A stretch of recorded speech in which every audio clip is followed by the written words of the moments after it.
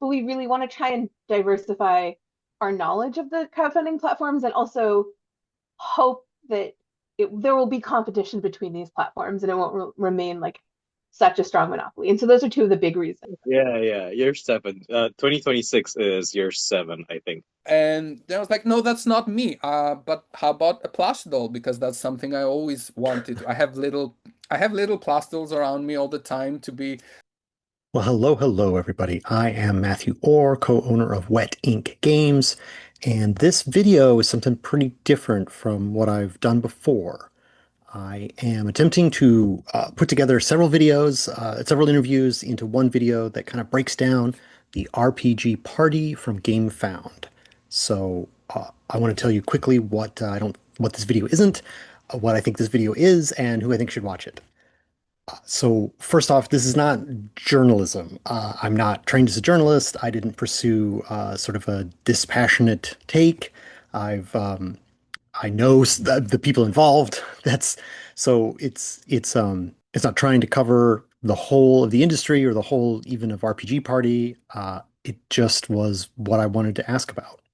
I'm also was involved as one of the panelists. You'll hear about that in the video. So, I'm part of this, but I was investigating the pieces that I wasn't directly involved with. So, I mean, that's kind of what this is, right? I had those questions like, is GameFound good for indie RPGs? How did the party go? Was it organized well? Like, what was your success? Like, I had all these questions. And so, since I knew the people involved, some of the people involved, I reached out and I said, hey, can I talk to you about it? I got 3 on-camera interviews and as from participants, as well as one from a representative of GameFound. You'll see all of those people in this video. I also talked to someone off camera and I got survey responses from a survey that I sent out to the participants. So it's a pretty cohesive slice, comprehensive slice of the participants, I think. Most of these conversations took place in January of 2026, which is well before this video is coming out. So, there shouldn't be anything that's majorly different, but I do want to timestamp when the videos occurred. They were in the period after funding, but before production is finished on any of these projects. Who is this video for? I think it's for people like myself who own TTRPG publishing companies and want to know, like, should I be using GameFound? Also, anybody who's in the industry who wants to know what's happening kind of with inside this one crowdfunding operation. This is something new that GameFound is trying. We talk about it a little bit. Things like Zine Quest on Kickstarter or Pocketopia on BackerKit are things that those companies have done. GameFound's trying it this other way. Was it good? Do you want to know what happened? That's what we're going to be covering. All right, before we jump into the main part of this interview, I want to introduce Cam Bradley, the new business manager at GameFound. He's not new at managing business. He is the manager of new business as a sales role. But this was his kind of brainchild. This project, RPG Party, came from him. You hear a lot of enthusiasm from him in the interviews. And he's really the person that made this happen. And I knew I couldn't do this project, this interview, couldn't get a real true picture unless I actually talked to Cam.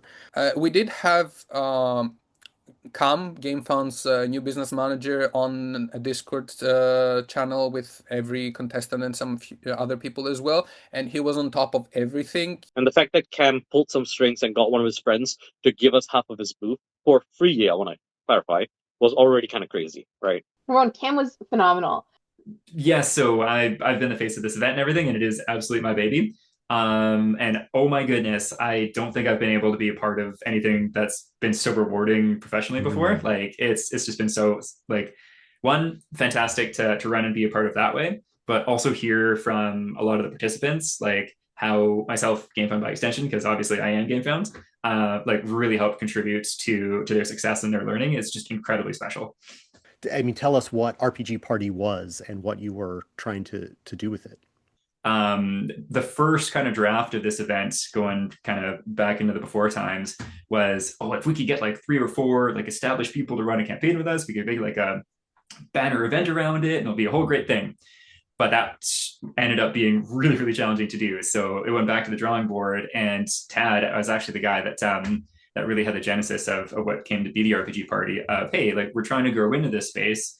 Why don't we try to give back to that space at the same time by like nurturing and mentoring new people within that industry? And so that was kind of the genesis of the idea. And so part of reaching out to folks like yourself who are already established in it is like, hey, do you want to either help mentor people, or do you want to also contribute like a project to the event to help bring more eyes to everyone else?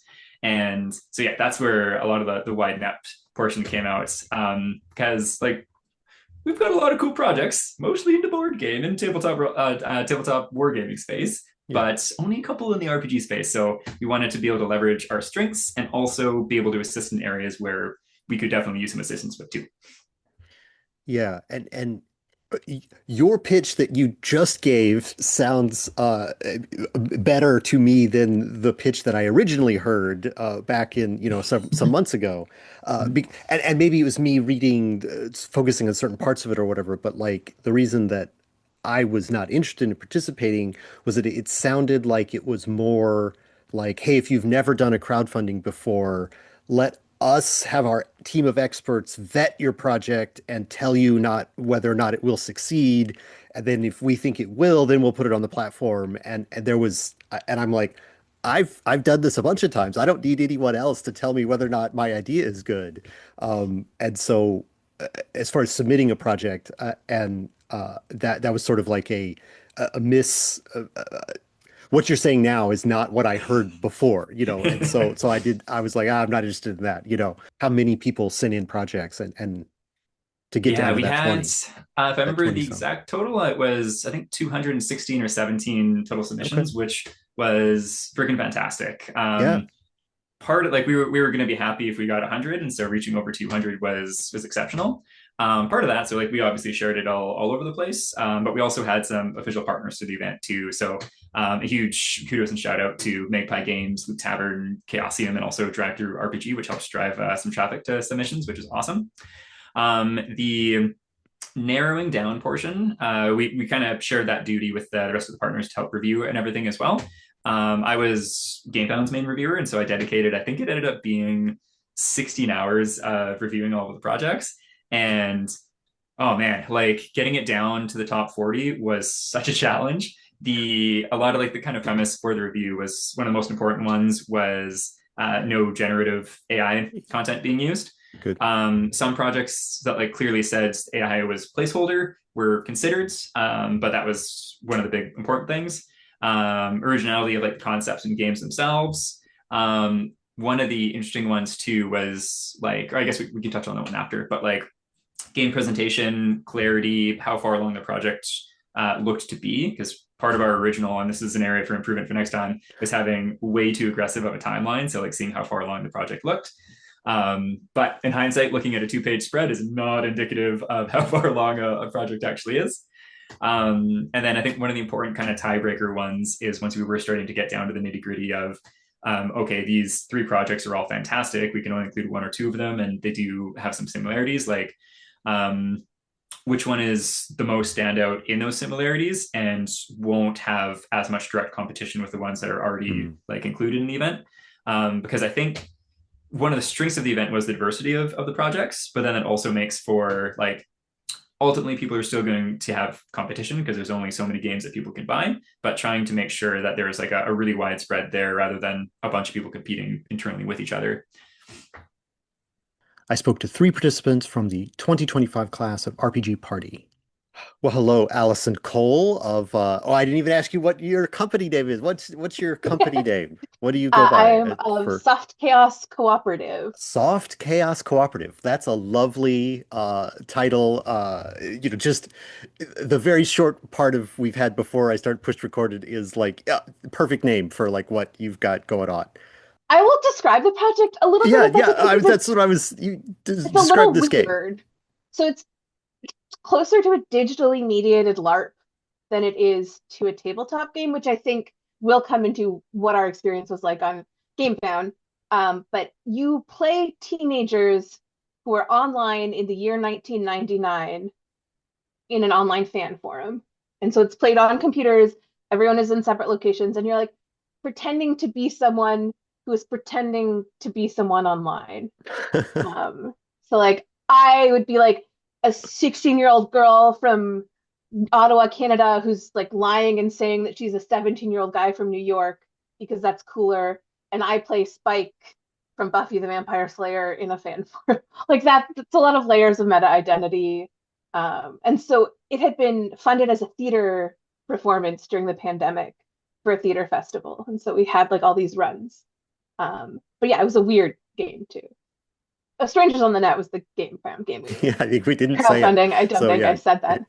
Well, all right. I'm joined this time by Dean Gkane of OneShot TPK, who did Trench Coat Raccoons on RPG Party. Hey, Dean. Welcome to. Thank you for your time talking about the RPG Party and like what it is and how you did.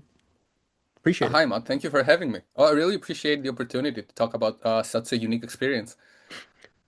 Okay, so Transcode Raccoons is a fail-forward chaotic game of it takes place in a setting of heists, but I don't think of it as a heist game because for me it's chaos on the table. You play all players control one raccoon in a stack that is inside of a transcode, and they pose as one entity, a cryptid like human that goes into weird locations. Paranormal stuff are happening to Okay.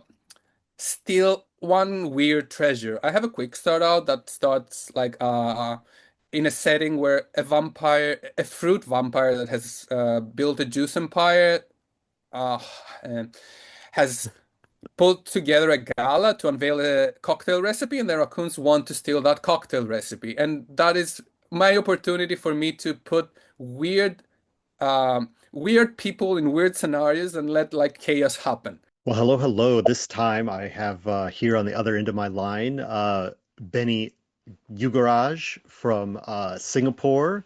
And yeah, appreciate you being here to add your voice to the this RPG party breakdown that I'm doing. Hey there. Yeah, it's nice to be doing an interview with you. Star is a science fiction and fantasy D20 based tabletop RPG that aims to put players into the role of a pioneer. Right now, I want to clarify that. I'll explain what a pioneer is in a second. I want to clarify that the game is designed as a system RPG, akin to how you would approach, say, a D&D or a Pathfinder, in the sense that we have a setting that the world is based around, like D&D has Forgotten Realms. But the thing is that the game is very much designed such that if you want to run Star Wars Episode 4 with our system, it is designed such that you are able to do exactly just that, right? You can put in whatever setting you want, you can run it in whatever narrative that you want, but we do in fact have a setting that goes along with it. It's in a world where I really wanted to tell the story of first contact, and specifically, I wanted to tell the story of first contact between civilizations that had already experienced contact with other alien civilizations. So the narrative of the game is that you've got these three civilizations that have each already undergone different first contacts, and they went poorly, right? They either went into wars or some catastrophe happened or whatever it might be, and they realized that first contact needs to be peaceful if we are to survive it. Each one of them is like, all right, we've been through this whole rodeo. We need to ensure that this is peaceful. And how do you kind of navigate the cultural aspects of these different alien civilizations without leading to a war, right? And then let's throw in a complication. About 100 years after their first contact, you realize that that large central galaxy that you're all now on the borders of, you thought was devoid of intelligent life, but it turns out it's not. The stars are alive. So each arm of the galaxy has a constellation of stars that in itself is a new form of life that you have just not been able to recognize. And each one of them exhibits kind of like a minor deified godhood over their domain and has the ability to influence their physical domains in a way that you've never seen before. And this is what introduces psionics into this universe. Each one of these constellations also roughly matches up to a method of augury that already existed in those three civilizations. Where there was knucklebones for one of the civilizations, it was a form of dice that had these 22 outcomes. And for our civilization, it happened to match up with our major arcana of the tarot. But they strike out the power station, they strike out the bridges, they strike out the water plant, and they eventually manage to get the influence of the tower to supersede the influence of the livers. We know anything about tarot. The tower kind of deals with destruction, physical destruction, and the breaking down of physical structures, etc. Right? So the tower is like, yeah, that's the shit I want to see. Like that's why it's like you can imagine, like it's like it's superseding the influence of the livers, and the cooperation between the enemy factions starts to break down. Right? Right. So it's not like, while it is very much the tarot cards are a tool for the GM, the players use it in two ways. They use it for the character creation because every character is blessed by a different constellation that has some effects and whatnot. But they can also use it in this way where they can try to gain the influence of one of these Yeah. constellations to further their own goals. So yeah. So that career system is then built on top of an underlying foundation, which is actually the impetus for this game to be made in the first place, which is a physics-based space combat system. And I know that sounds really like confusing because it's a tabletop game. How do you get it physics-based? We just use X and Y axis. There's no third dimension. And what we do is that we track the current momentum of any ship, and each round you can apply an acceleration to it. So you can either increase or decrease the acceleration in either the north-south or the east-west direction. It sounds a lot more complicated than it is because every single person who's played it has eventually talked about it as ice skating with spaceships. Well, I there know you you go. said 2 minutes. That was a long. It was a long. It was a long 2 minutes. It was a long 2 minutes. But hey, you had a lot to talk about. I mean, I'm sure it's like asking you to pick your favorite song or whatever. Mhm. You like too many, but like, what are some of the ones that really sort of got the project and did did what you wanted them to do and succeeded how you wanted people to succeed? Are there any projects that you want to feature in that way?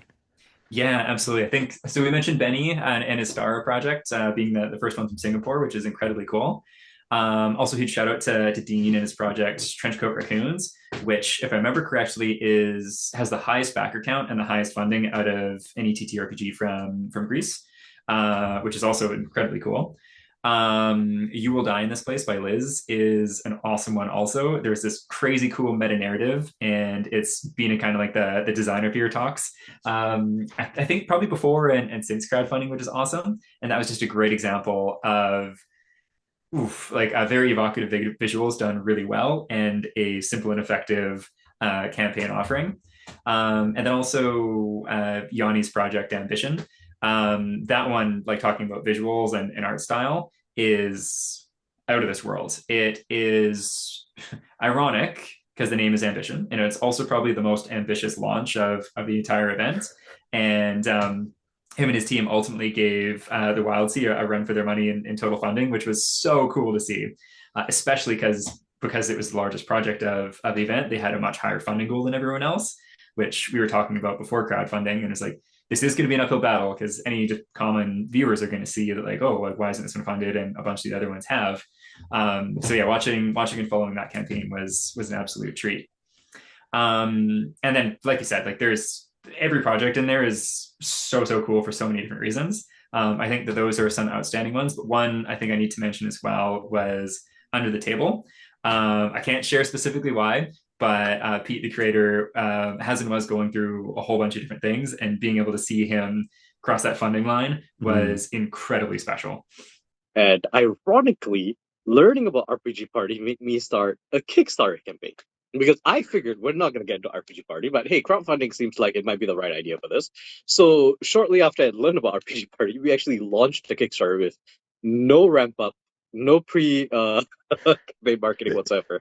So on So May this 10th, this yeah, is the out of your depth that you were talking about. Like you absolutely right. So on May 10th, when we first show off the game in a public setting, Kickstarter's launched. It was, as you would expect, absolutely terrible. Now, we were on track to fund. I want to clarify, right? It's just that we were not going to hit any stretch goals or anything like that. But we were on track to fund. And I want to say 3/4 of the way in, we learned that we won RPG Party, that we were one of the winners of RPG Party. Actually, I'm not too sure what the timeline. It's been a while now. It's either we found out we have one RPG party, and then we decided to kind of stop marketing and stop talking about the Kickstarter, so that we would then pivot over to Gamefound and actually start on a much better foot.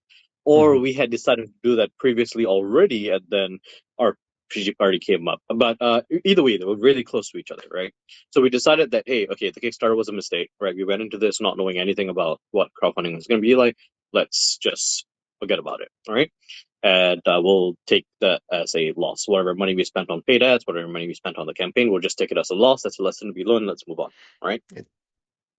And then RPG Party started. So yeah, it definitely came about at just the right time. I think that if it was earlier, or if it was later, I am convinced that we would have missed our spot on the boat. We were crowdfunding to have someone redo the layout because we hadn't gotten funding to have a professional person do the layout. It was just us, and we're like, good, but not great. So we're going to have the layout redone and an editor do a pass, and that's all we needed. But yeah, it had been play tested like dozens and dozens of times. It was originally a theater presentation. One of the biggest things that RPG Party offered to its participants were workshops, panels, discussions with industry professionals, and I asked Cam to tell me who all was part of that. You mentioned mentioned Magpie, you mentioned Drive-Thru RPG. Are there any other like sort of people that were in or companies that were in that role that you want to specifically shout out or talk about that Oh, absolutely. This I wrote down because there was a lot of those. So if you don't mind me as I check my notes for this. Yeah, we hosted a whole bunch of workshops. We as Gamefound and myself did a handful as well. But yeah, so we had Magpie Games hosted multiple, kind of running through like preparing for crowdfunding and preparing various pledge tiers. Longpack stepped in for one on manufacturing, which was great.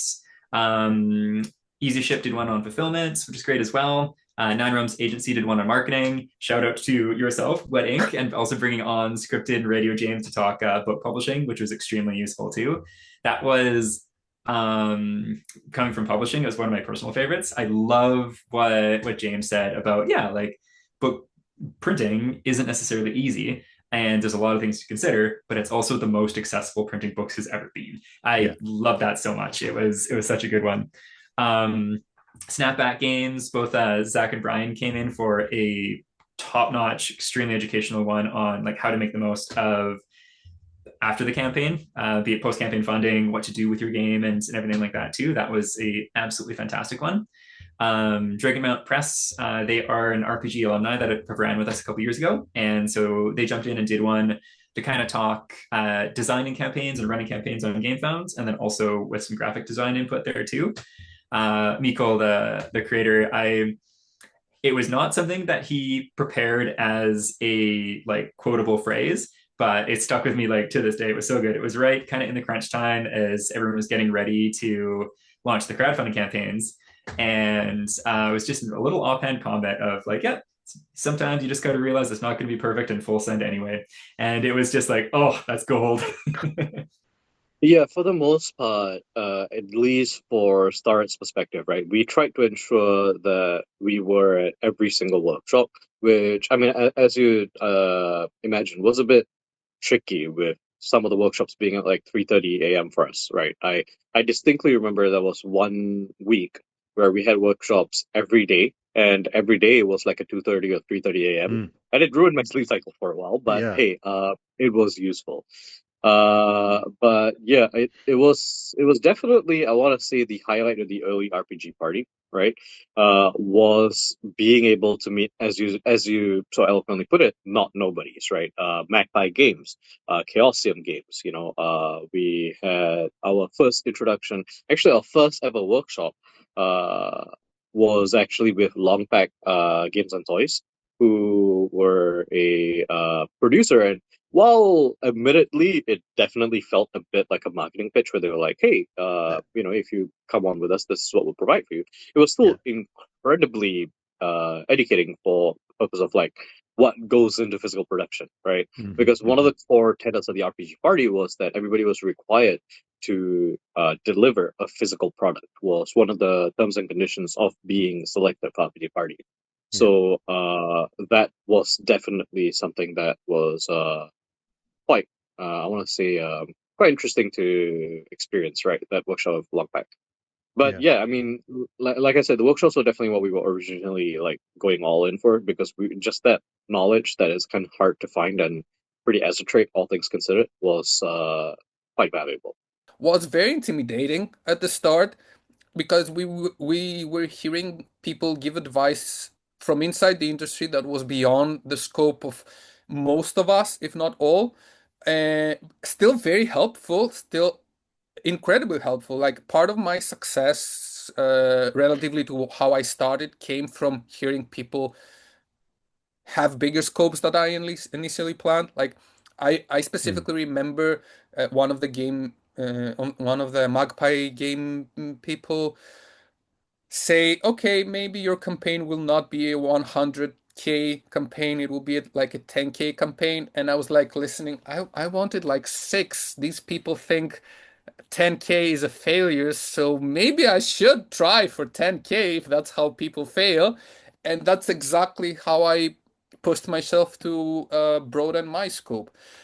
So this is going to be shocking, and as a spoiler, we like spectacularly failed Oh, on our yes. game on our Gamefound crowdfunder. Let's like preempt this with like spectacular failure, but it was spectacular, so that's fine.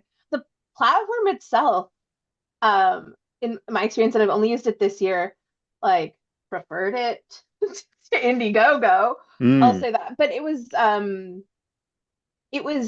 easier to use. And I will say I have the bias of having, like, if you're an RPG party, you have dedicated people who will answer any of your questions, right? Yeah. And they'll tell you the best way to do things. And so they're like, set up your Gamefound page as just like one image. Like it's just like put it all together as an image because you can't do like the text editing. You can't really in other platforms I've used either very well. But they're like the best way to do it is just make one giant image. One of the problems they have, or one of the struggles we had, is they don't have like alt text, which is an Mm. accessibility thing. So you'll have to have your image and then have the whole thing as text after. But the platform for our team was relatively easy to use after doing the exact same thing on Kickstarter like a month before. But I did come in having just built a full page for another game and then also having blessed that program, just having someone like on call and any question you would be like, how do I do this? Where do I do this?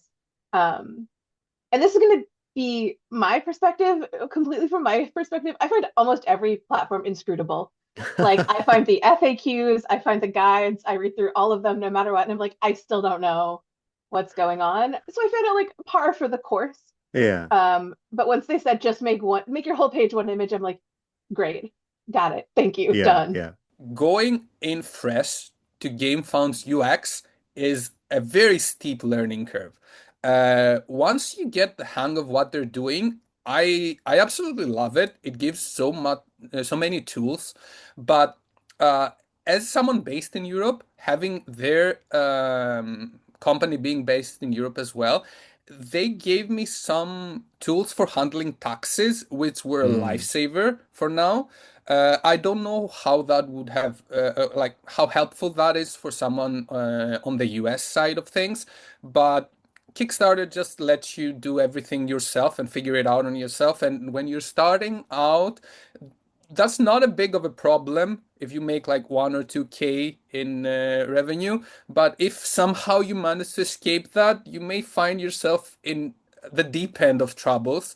And I really appreciate the fact that I can have the taxes for Europe and UK figured out before I hit launch, and having someone to come in and be um, I don't remember exactly the title they use, but I have a person I can send directly emails to for my project that, like, if I have a question, there is a specific person that will answer me.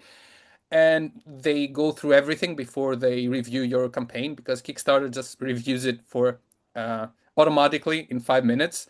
They say they will Right. do it in for 3 days, but you just click and it's like, okay, I'm gonna go wait, and you come back and it's already approved.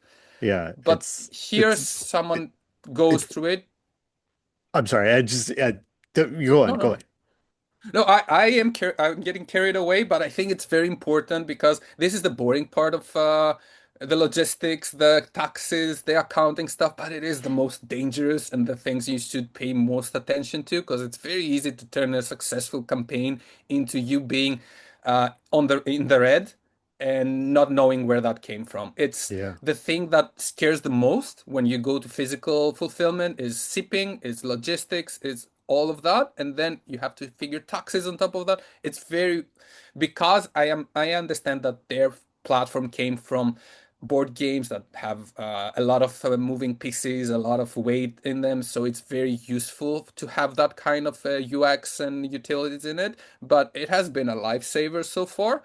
And I think that applies to me because I am based in Europe and I do have to figure out taxes for like 25 different countries and little exceptions. That was awesome. Well, I think I've asked you all of the like big questions. Sort of the more general thing is like, what do you think went best about RPG Party Community.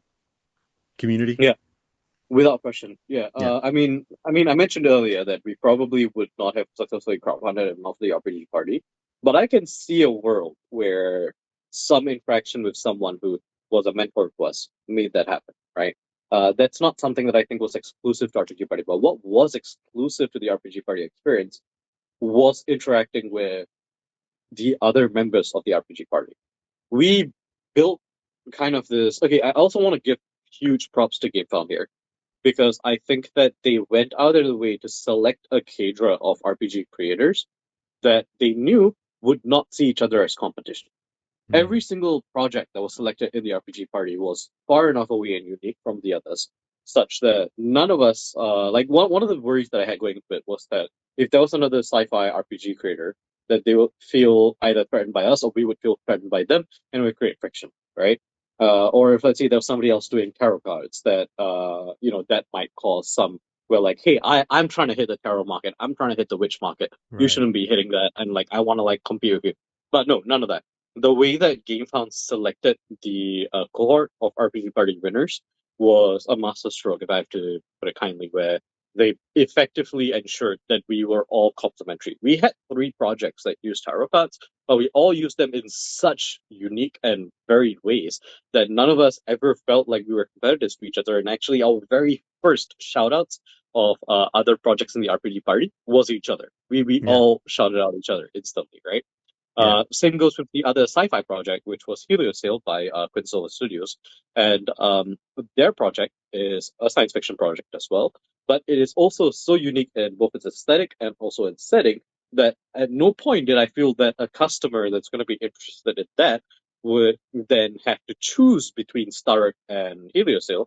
And it's more likely that a customer who's interested in Heliosail might see Star and be like, "Oh, these are 2 very different approaches of the thing I like. I want both." Right? Yeah. And that kind of like curation that Gamefound did Hmm. was definitely top tier. Um, that in itself lent to the community that built very quickly in the workshops that we were attending, and also because one of the workshops that we attended, I want to say, was from Chaosium Games, where one of the key pieces of advice they gave to the party as a whole was mentor each other. So Hmm. we started this entire practice of like sharing information amongst each other. We started communicating with each other in private messages. We started having like group calls and chats separately, and it was never like we form like 4 cliques or anything like that, but rather I want to say that I interacted fairly equally with almost every other creator throughout the course of the RPG party. I think there were some that, due to time zone or because they pulled out a bit early, that we didn't actually fully track with the whole way. But for the vast majority of people, it was very much like, hey, I've spoken to so and so, right, last week about this. Let me speak to you about this. And it was very collaborative throughout, Yeah. especially when it came to market positioning and marketing. So when it came to like pricing our product, when it came to trying to figure out what our stretch goals were going to be, because these were things that workshop providers were a bit reticent to tell us, right? Where they were a bit reticent to be like, I think you should set this as a stretch goal, and I think that you should set this is your pricing. For a good reason, they were quite reticent to tell us about those things because you don't want to be in a position where you give somebody the wrong advice. But when we're all fellow creators and we're all in the same boat, it's a lot easier for me like, man, I think your zine should be like $20, right? It's a lot easier for us to say stuff like that. And that kind of collaboration really catapulted some of the projects where, especially when you've got solo projects. For example, Sewer Sanctuary by Laura is a project where she is the only one working on everything from art to direction to writing to production to marketing, everything. Right, I'm pretty privileged in that I have a team of like 10 people, but like that was crazy to me. Right, and I'm always so impressed by somebody who does it all themselves, and absolutely. And to someone like that, right? Because the thing is that nobody's perfect, right? Nobody can do well. Okay, Laura may be perfect. I gotta be honest, but like nobody's really perfect, right? Nobody can do everything themselves with no help. And a lot of the creators who are solos actually found their weaknesses being complemented by the RPG party cohort, which is something that I think that was lightning in a bottle. I really hope Yukong can catch it again this year. Because I really hope that they do a second RPG party and they get a second cohort that was like our first cohort. There was a lot of support and cross-posting driven by, again, the team and the community members, which was really great. And it felt very much like a much more community-oriented version of the big events. Like Hocus Pocus Hyper Focus was part of Witch Starter. And so, but those feel much less like I don't know the other people who are promoting my stuff because Kickstarter does it all for you, which has pros and cons. But the RPG party, like I know every single person who is active in the Discord. I know their projects. I've supported them. I point them to media that like I think would be a good fit for them, that kind of stuff. Yeah, that's great. I love hearing that there was such a community part to this. And then comes the side of, we were a bunch of creators on the same boat, and there's no better learning experience than that. Having someone just like, okay, how are you doing that? Oh, I'm thinking this, or I'm thinking leaving that aside. Like, okay, that's an option. I'll try that then. That is invaluable. Yeah, I've heard multiple people say that like the community part and the like networking part of it was almost the most valuable thing about the whole experience. Yeah, for sure. Networking is a weird language. It's yeah, I guess you can use it. I like community most because networking also to me implies a bit of corporate language I don't always like.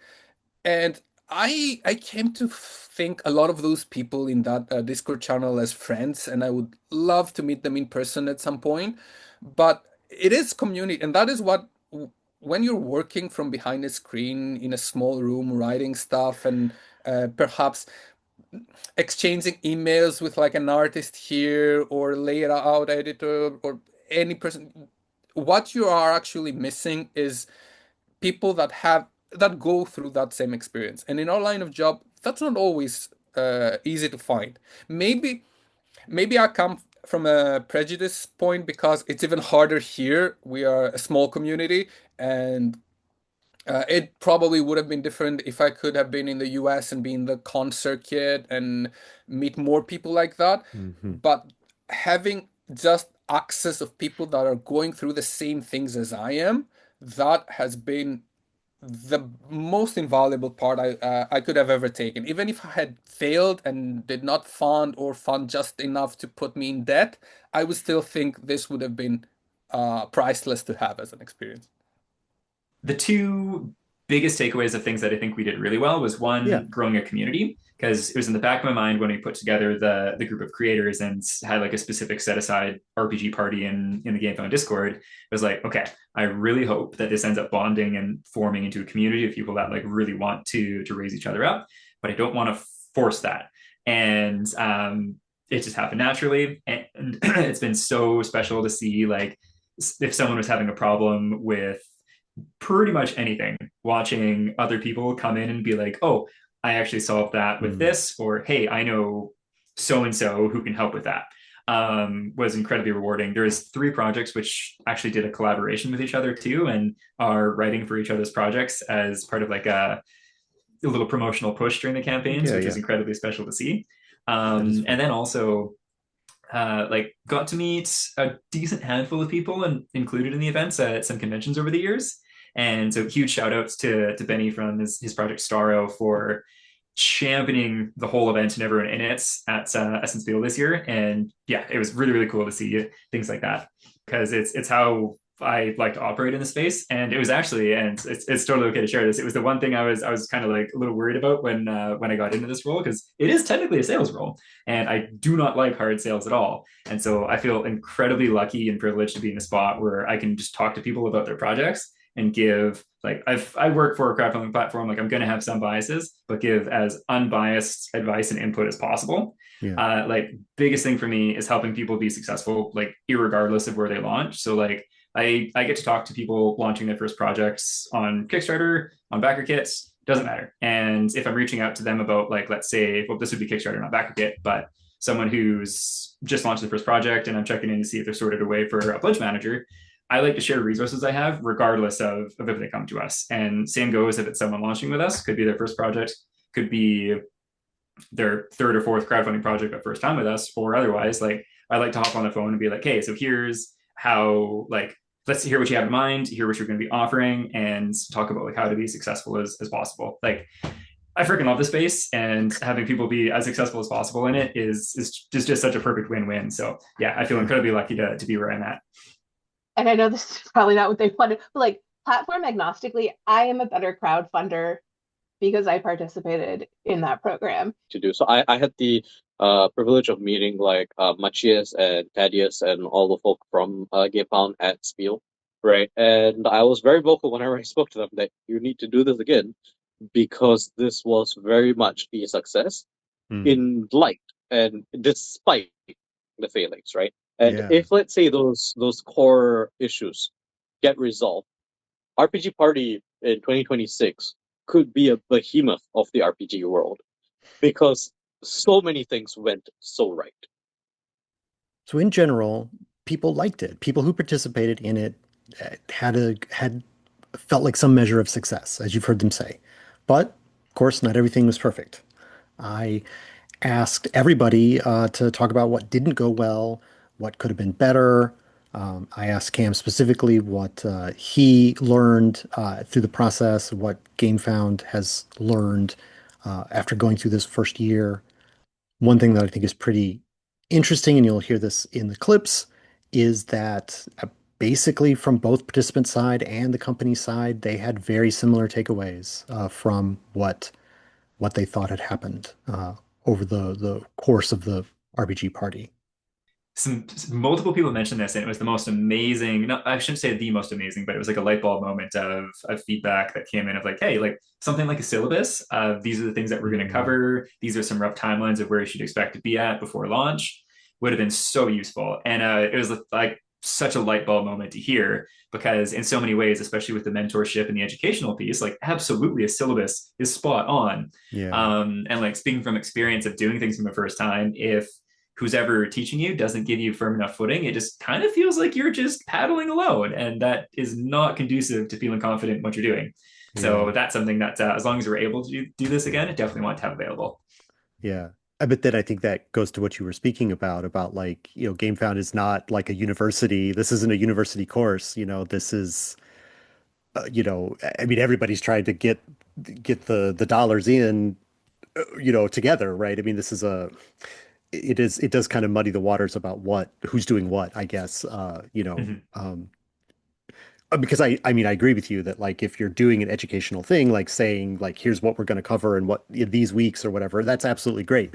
But it's like but is it Gamefound's job to be that source of education? But I mean, that's kind of the experiment of the whole thing, I guess. Yeah, exactly. So I think so much of this first event, and I definitely see it as a success, but a lot of it was a learning experience for us too, about like what made sense, where things worked, and what didn't, which obviously we're gonna dive into a whole bunch into.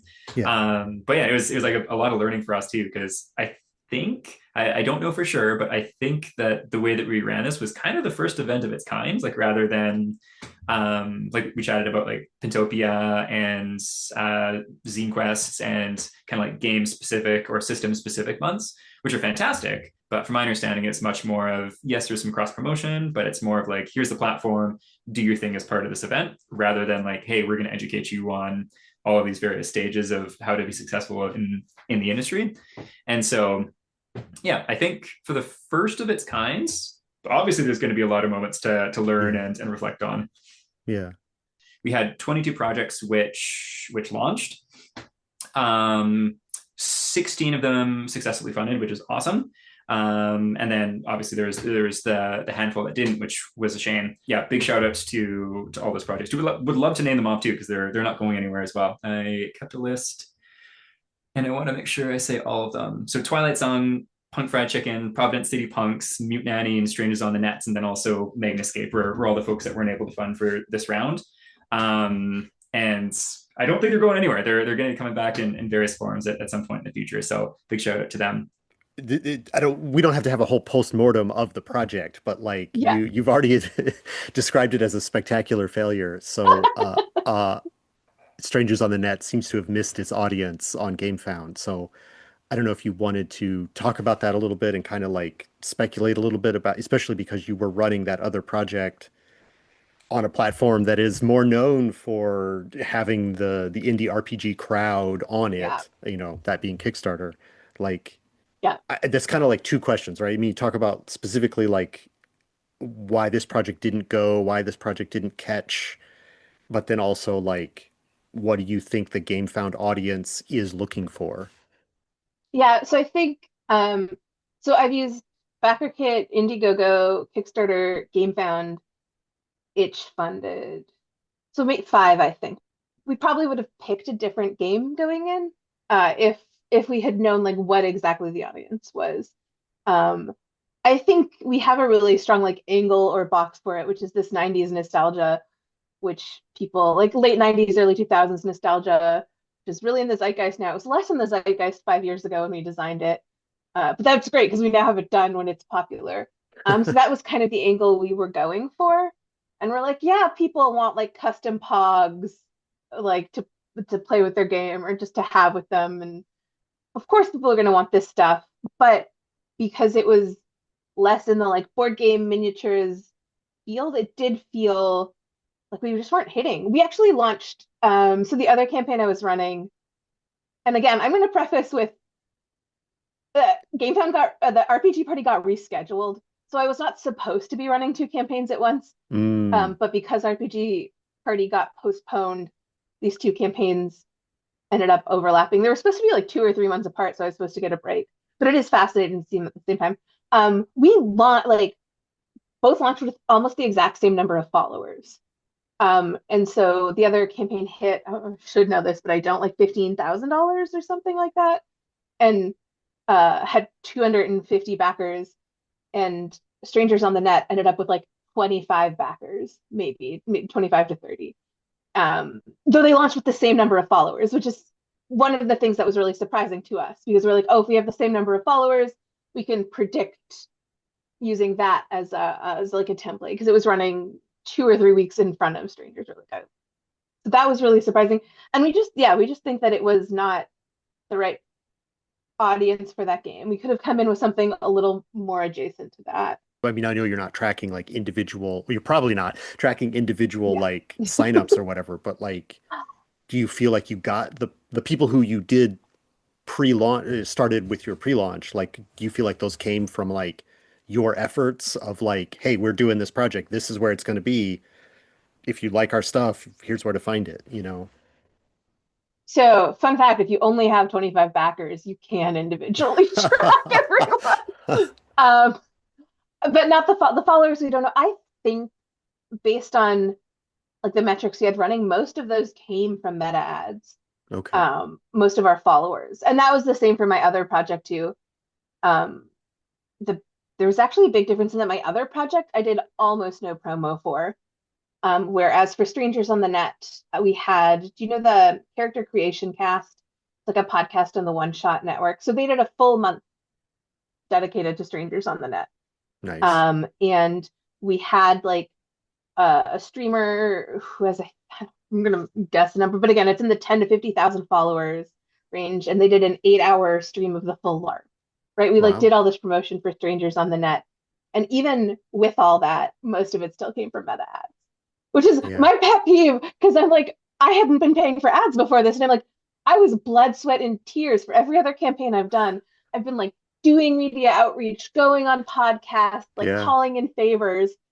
And I would get like, a couple dozen followers. And then You you could have run like just given one Mark good Zuckerberg some money and campaign. it would have been so much easier. Again, monopolies. It's awful, Yeah. Yeah. but you get them. Like, you get those followers. Their ad found platform ad agency ad tool is very good. They have a lot of I guess a pool to pull from their everything that have gathered. And I initially started with a good ROS from that. But when you go through the meta, it tends to be a little more expensive that you would see as a return from Kickstarter because mostly more people have a Kickstarter account already. Hmm. They will see an ad, they see like, okay, this is good. They will click on it, but then they will see it's on a site that they don't have an account and they will leave. So it's not that everyone will do it, but you do get to experience fewer conversions that you would do. However, that being said, it is very important to advertise, even if it's from what I've heard in the last few years, it's not as good as it used to be, but that is to be expected. There's more people running campaigns. There's more people. The whole industry is getting wider from smaller creators, Hmm. but it did bring a significant percentage, like 20 to 30% of my total buckets probably came from that. Okay. I did not have an unlimited ad budget, unfortunately, but who Sure. does? No one ever does. Yeah. I yeah, I am very satisfied and happy from what came from that. It wasn't a loss, so that is basically, the floor of evaluating something like that. Depending on the number of followers that we got in the pre-launch phase, they actually gave us different amounts of funding that on the AdCon platform that we could use for our campaigns and whatnot, right? So we actually got $200 out of Gamefound, and what I said internally is, okay, let's use this on AdCon. We'll see how it performs. We'll use it we'll give the best shot we have because we had already been running ads on our own, right? And we knew what assets and what creatives we had that were Yeah. already performing fairly well, and we gave Gamefound the best of our assets that had been performing really well for the target segment that we wanted. I think that I am fairly confident in saying that the lack of any audience nuance at all on AdPound is kind of what caused it to fail as hard as it did, because we got zero conversions from the $200 that we spent on AdPound, which, I mean, even if you discount training time, right, where the model takes a while to train what kind of audience it's kind of presenting ads to, that's still an abysmal result.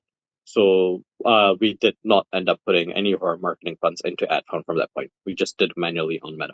And this is feedback that I've given to the Gamefound marketing team and AdFound team, like personally, where I've mentioned that it's not really going to be very viable if we don't have those fine audience tools that you do get on other Meta platforms. One of the biggest, earliest takeaways for areas for improvement was a longer, clearer timeline. Because originally our thought process was like, oh, we'll get these projects that are going to be ready to go. And then within a month or two, we'll have previews up and then shift into crowdfunding, which was like going back to talking about doing something for the first time. Well, we did have some folks that had done some crowdfunding before. And then kind of like outside inclusions like MythWorks, a lot of people are doing everything for the first time. So learning how to adapt what they'd done for graphic design into creating a campaign, learning about putting pledge tiers together and all of the aspects about what that actually entails of getting quotes from various outside sources is like, figuring out shipping, figuring out taxes, and all of these pieces that take a long time. Yeah. And are really, really important to do. So that was a big takeaway was, okay, so like having an appropriate amount of time and going back to the syllabus talk about like a rough, again, interesting kind of distinction between responsibility as or too much responsibility on us as a platform to kind of shepherd and guide folks, versus onus on them to run their own projects. But I think having that guidance is so important. It's like the difference of climbing a mountain, starting on a firm foot versus in a rock slide kind of thing, and like just how different you feel in those kind of situations. And so I think the idea of something like a syllabus of we're going to be covering these topics. Here's things that'll be important to dig into on your own. In a perfect world, you'll have assets for your preview drafted by this date before launching on this date kind of thing. So something like that. So you've heard it mentioned a couple times in some of the interview clips. The RPG party was delayed about the time that Gamefound thought all the projects would be launching together. They realized that there were too many of the participants who just weren't ready to launch, hadn't gotten their images, their plan, their assets together, and so they had to delay the entire project. Everybody had to wait until the people who were not ready were ready, and so that caused some friction, as you can imagine, within the group, and obviously was a big thing to deal with for everyone who was participating. A deadline helps a lot to that. Like I mentioned, we had an extended deadline. We started with 1.5 months. I was ready to launch at 1.5 months. It would have been a wholly different campaign, but I was. And then I had 2 more months and I launched better. I was more happy with what came out of it. But if I hadn't pushed myself, if I hadn't put myself in that crunch on the first time, I wouldn't have gone to the next step. So having some kind of deadline and that making you move to the next step because you don't have time to obsess of that. I don't want to use the word failing, so let's say criticisms of the RPG party, right? Yeah. The core criticism was communication, right? A lot of cases of what's the right word to use here? Frustrations, yeah, let's call it frustrations that creators have expressed, was that Gamefound was not communicating clearly to the RPG party cohorts about certain decisions that were being made, right? And I'll actually tell you, I'm not sure if anybody else will bring this up because this was definitely, I want to say, if I had to point to a lowest point in the RPG party, there was a day where, as I mentioned, we have these meetings, right, where we have like meetings to talk about people's projects, etc. And there was a day after a certain announcement had happened, which was the announcement that the RPG party was getting delayed to what they had said is a few months down the road. We hadn't actually gotten an idea of when the crowdfunding was going to happen. What Gamefound has said is that, hey, everything is going to be delayed by a while. And I'm not sure if it had been said yet, but the reason we found out was that it was because Gamefound acquired Indiegogo and things were changing pretty heavily behind the scenes, right? But we had heard that everything was being delayed. But what we hadn't heard was a few key points, right? We hadn't heard when it was being delayed to. We hadn't heard if this meant that we had more time to hit our natural follower numbers, which would then be factored into how much funding we got on AdCon, which at that point in time was probably the biggest thing we were building towards. We hadn't heard about any support for creators who have already been overextended and needed crowdfunding to happen soon because they needed the funds to come in quick. And it was just a very opaque process overall. That Gamefound wasn't extending themselves a bit further, wasn't providing a bit more support to Cam, and it felt very much like this entire project was like Cam's baby, was a sentiment that carried a lot of resentment, might be too strong a word, but something akin to resentment for Gamefound, right? And that was, I want to say, the lowest point at how the RPG Party members felt about RPG Party. Essen Spiel is the world's largest gaming convention in Essen, Germany. It lined up in 2025 with the funding period for RPG Party.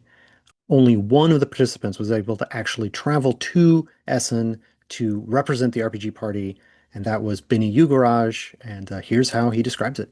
And I was the only person who could actually go down to Spiel in order to man the booth, so I was holding it down for those 4 days. And what happened was that I basically had as much physical material as I could get from all the other creators, and I got a whole bunch of digital materials on a digital display. And for 4 days straight, I'm just sitting there, and this is during the crowdfunding period, right? Where I'm sitting there and I'm just hawking these 22 RPG projects obviously, because I'm there in person, I brought in a bunch of start materials as well. So it looked like it was a start booth, but it really wasn't. It was very much a Gamefound's RPG party. The first thing that we were kind of annoyed about was that we weren't at the Gamefound booth, but that's understandable. I think Gamefound already had their plans kind of set in stone quite far in advance, and it was kind of difficult to move that. Yeah. So we managed to get that, right? We met a lot of people who were interested in the fact that, I mean, they walk past and they see a dude with like a bunch of RPG products surrounding him. People get interested. First of all, why are you not in that hall with all the other RPG products? Why are you in hall one with all the minis and stuff? And secondly, what's this about, right? So I shared with a lot of people, and one connection that I made at the show was Derek Gooder, who is director of events for Gen Con, right? Yeah. And so Derek Gooder was equal parts thrilled about the fact that there were all these indie RPGs that were currently being crowdfunded that he could go and check out, and That sounds like him. equal parts really miffed because of the fact that he is someone who's in the RPG space, who is active in the indie RPG space specifically, and he had never heard of Gamefound's RPG Party, and we were basically halfway through funding at this point. I wouldn't say letdowns or disappointments, because I do strongly understand that they were also doing it for the first time. My biggest this should have been here was we needed a landing page. We needed something like I was very happy that my project, as we said before, was a bit eye-catching. It was something that white people can like. It's raccoons. It's cute little animals. People like that stuff. So Yeah, for I sure. was in the privileged position to have more followers or than most starting out. I had an advantage by default from just the topic I had. So when you were looking for RPG Party and you were sorting by popularity, you would see my project in the first two rows. I would have liked a landing page that would have been like, okay, these are the projects, and we may have like every day or every hour or every something we change what is featured here, because I wanted everyone to succeed. And even though most succeeded, I wanted everyone to succeed even more. And I know some people had personal issues. There were a few cases that did not engage at all with RPG Party, and that is their choice. But I believe that every project that was picked had severe merit, and there was no overlap, which is very good for what they tried to accomplish. So even if there was just the thought of maybe they're competing against each other, no, there was no need to. Yeah. But I think some projects would have needed and benefited from more visibility. A landing page would help on that. Still though, like it's yeah, we can talk about like the potential of the results like all day, but like I just like the feels, going back to like the product pitch of like, what is your sell sheet, like what are the vibes there, like the vibes of not having a landing page for the event are not good vibes. So that's it, and that is pretty nitpicky. Apart from like having a dedicated landing page, which I think that was the biggest miss. The rest is just like I lived it. I can find where the faults are. Maybe they weren't that big to begin with. I guess I do have one more question. One more question. Then you Oh yeah, can of course, do your of final course. thoughts. Would you use Gamefound again? I will most definitely use Gamefound again, and I would suggest to everyone uh, that is thinking about it, give it a bit of thought, because it's definitely worth it. From like the tools they give you are very good. The only thing I'm not very certain if it will translate well is Kickstarter has a lot of organic traffic built into it. There's a lot of people that just go in from all kinds of spaces and browse through. Hmm. Uh, GameFound has that for board game people, not as much for TTRPG people, but still, that might sound a little bit of don't do it, but on the other side, it is the best time to do it, because if you are one of the very few people that do TTRPGs there, you will have the privilege of enjoying some visibility you wouldn't in Kickstarter, which you probably would have been lost in the multitudes of projects going there. Right now, for times that I absolutely need to support someone's salary, I don't think Gamefound can support the kind of work we're doing yet. But with someone like Cam, who cares so much about the TTRPG scene and the indie TTRPG scene there. Like honestly, it is his passion about that that lets me believe that this could actually grow and that we're at like a painful starting point, right? Painful for us because we are a spectacular failure. I'm gonna say it one more time. Because I want to own it. Because the audience might not be there yet, right? But every time you put something cool or weird and you get a couple more people who might not like a back I don't even know miniature games. A friend of mine worked on Kingdom Death. Okay, so Yeah, you Kingdom know Death someone who Monsters might back a definitely a Kingdom video game. Death, It's definitely a but also miniatures might game. back like a weird TTRPG, and then maybe their friends who only back weird TTRPGs. As long as we grow that audience, um, I would love to keep using alternative platforms and not just Gamefound because I'm not a loyalist in any way. I want to keep supporting these other platforms in trying to be more competitive. And then maybe I'll also build up the audience that I have on Kickstarter. At the close of this year, the close of 2026, when we see how Gamefound has been performing and we see how that Indiegogo acquisition has shaped up to be, I think it'll be easy to make a decision. But I think that if you are trying to target that core RPG board game tabletop audience, I see no reason why you shouldn't go on to Gamefound because I really think that Gamefound is where the audience currently is, at least in a Western context. And I think that Gamefound provides a lot of tools to creators to be able to engage with and sell to, yes, but also build an audience. It was a great community, a great experience in a lot of ways. There were a lot of growing pains because it was its first year, of course. Um, I have a degree in event management, and so I have all this empathy because I'm like watching from the outside. And I'm like, oh, I know that there are panicked meetings happening before this. Um, and I hope they keep doing it. And again, like I said, I want to hold out my like Gamefound as a platform full judgment for like 3 to 5 years because I think it's only fair to like wait until a platform has a team that is excited and knowledgeable and interested in things like indie TTRPGs, and then give them a bit of time to catch up before I make any like long-term calls. RPG Party was a once in a lifetime experience. I did a lot of things to accommodate being able to participate in it. I pushed projects behind. I've carried so much anxiety to Transcode Raccoons for me was in my own little inside my mind schedule was supposed to crowdfund now, which is like January 2026. That was last year January, I was thinking, okay, I'll do this project, I'll finish this, maybe something else, and then I'll try and go to crowdfunding Transcode Raccoons and go into physical. That's 6 months later than I actually did it. You can't imagine how scary that was. Going into it without feeling ready, even with the support I had, was devastating. But what I'm trying to go at is sometimes even if that sounds a survivorship bias, you have to do things before you're ready. You have to jump to it and try and fail, even if that's what happens.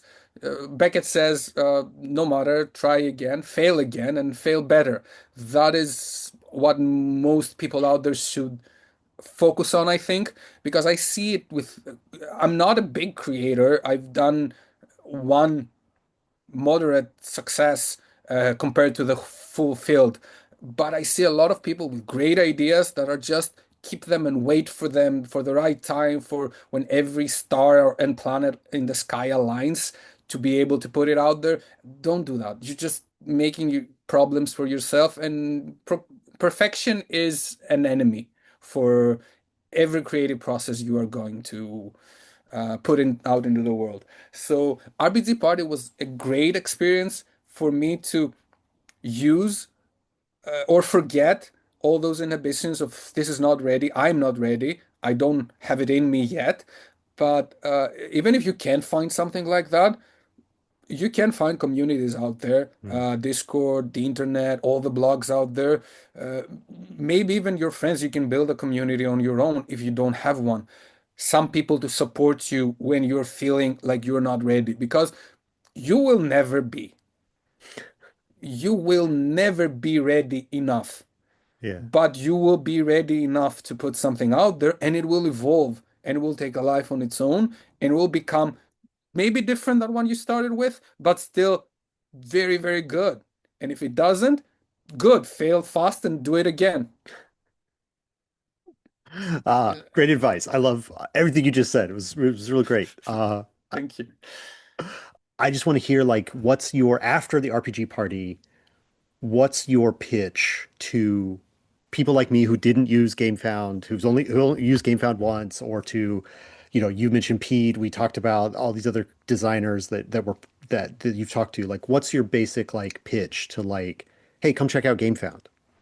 Like, Yeah, I would say that going back to a little bit that we talked about earlier too, like this space means so much to me. And so like let's have a conversation and see about what could be a win-win.